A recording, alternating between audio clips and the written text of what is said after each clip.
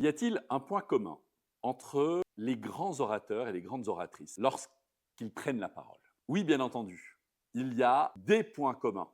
Mais je peux commencer en tout cas sur celui-ci, et c'est certainement le point commun du charisme. Alors le charisme, il y a plusieurs portes d'entrée pour y accéder.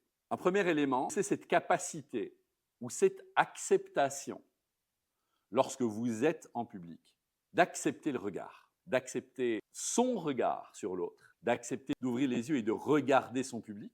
L'autre chose, c'est d'accepter d'être vu par son public, d'être regardé par son public. Et ça, c'est beaucoup moins évident. D'accepter d'être le centre de l'attention. Si vous êtes là, face caméra, si vous êtes là, sur scène, il y a un moment où il faut accepter d'être regardé, d'être vu, d'être entendu, de se laisser toucher, je vais utiliser un grand terme, mais de se laisser pénétrer de ce qui se passe dans la salle, de comment est le public, de ce dont il a besoin.